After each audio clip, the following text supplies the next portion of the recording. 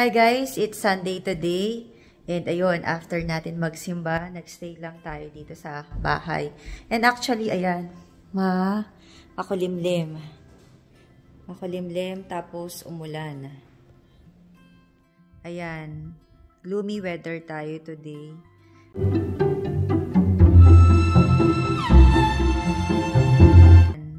Gloomy weather tayo today. And makulimlim kaninang tanghali, tapos ayan, bumagsak na ang ulan ngayong hapon. So ayan, basa ang daan. Pero maganda na to para mabuhay din yung mga halaman. So, noong isang araw, pumunta kami ng perya. Parang perya ang tingin ko sa kanya. Perya version dito sa Canada. So, 3 days siya. So, last day na ngayon. Dapat babalik pa kami ngayon. Kaso, ayan, nag-uulan. Kaya, hindi na kami tumuloy. May natira pa rin kasing ticket. So, ayun. Papakita namin yung pasyal namin sa perya dito sa Canada.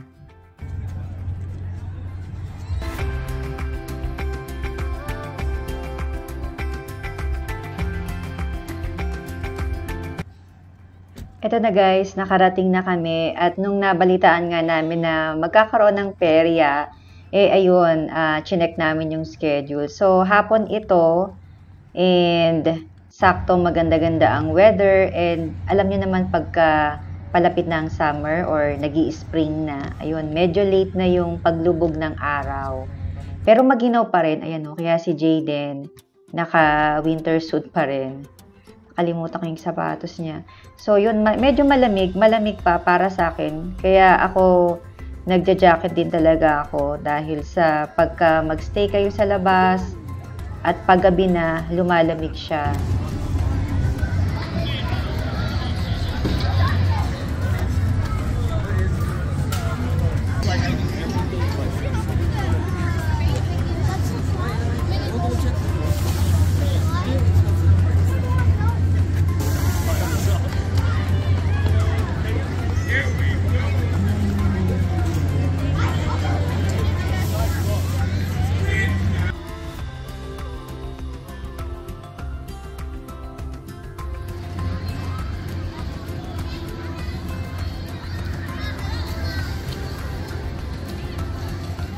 So, ayun, nakakatuwa talaga. First time ever namin sa perya dito sa Canada. Parang may ganito rin sa Calgary, pero kasi medyo matao sa Calgary. So, hindi kami nag-a-attempt na mag-join ng mga party-party sa labas or yung mga ganitong event sa labas. So, ito naman, nung nakita namin, medyo maluwag. Tapos yun, small town itong napuntahan namin. Kaya, konti lang yung tao. Ayan. Tapos, kukuha na kami ng ticket dito. So, parang bibili ka ng yan, 50 pieces na tickets. Tapos, per ride, halimbawa, 5 tickets ang kailangan. So, ganun yung ano niya. Yung parang entrance niya. Walang entrance sa venue. Rides lang yung may kailangan ng ticket, tsaka pagkain.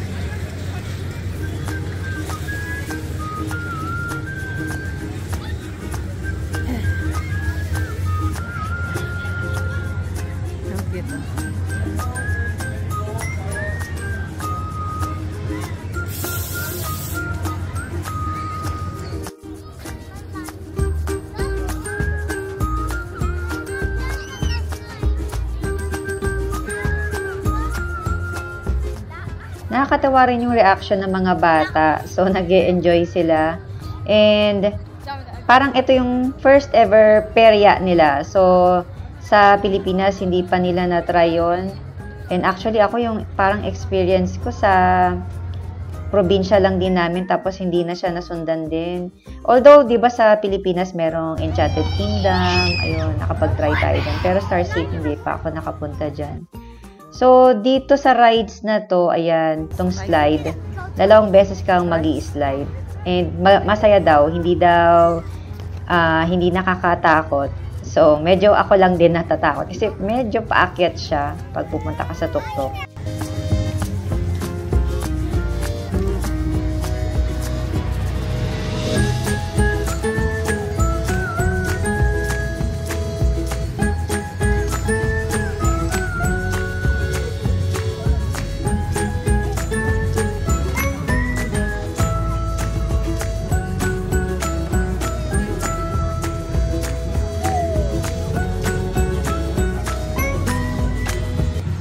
Nakakapanibago lang kasi yun nga, kung sa Pilipinas, syempre mga Pinoy yung nandun. Dito naman, ayan, iba-iba yung lahi. And nakakatuwa na parang naalimpungatan ka na nasa Canada ka kasi yun, mga Canadians yung nakasakay o kaya ibang lahi. And then si Jassy, gusto daw niyang sumakay dito sa parang caterpillar pero dragon siya. So maliliit yung mga pwede dito. At dahil hindi pa pwede si Jayden, kain muna siya.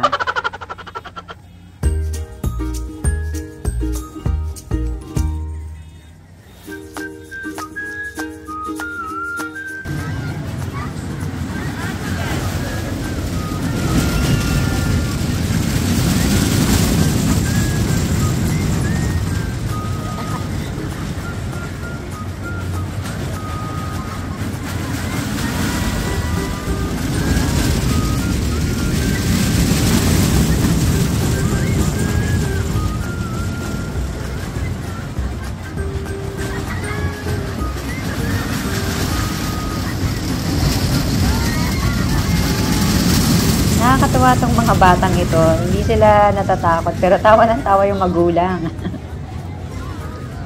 And then, puntahan natin si Summer, yung aking isang eldest.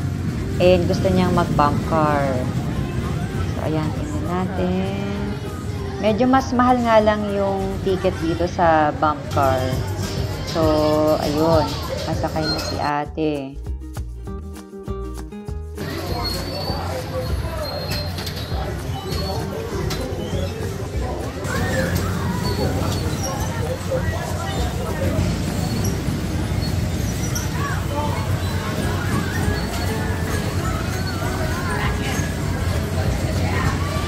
Parang medyo malit-lit lang din talaga tong space nila. Kasi parang ang nagiging goal dito ngayon, magbanggaan sila dahil masikip. Karamihan din ng mga nagpunta dito, mga kabataan. So, grupo-grupo sila, ganyan. Parang sa Pilipinas din. Kaya nakakapanibago nga eh. Pero pagtingin mo mga white, mga Canadians usually. Tapos, mga naka-t-shirt lang. Pero ako ginaw na. May mga built-in heater ata sa katawan. Napansin ko rin dito sa Canada, madami rin talaga silang outdoor activities. Kahit na malamig yung panahon or winter, meron silang mga activities. And sabi din ni husband, masarap yung mga pagkain sa food truck. Di man ganun karami yung rides, pero okay na rin and nakaka-enjoy.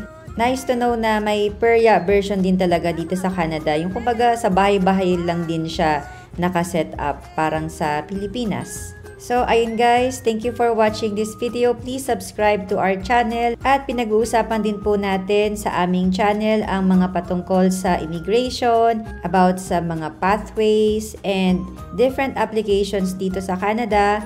At kasama na rin po ang buhay dito sa Canada. Puro Canada. So yun guys, take care. Happy Monday sa Pilipinas. I'll see you again. Bye for now.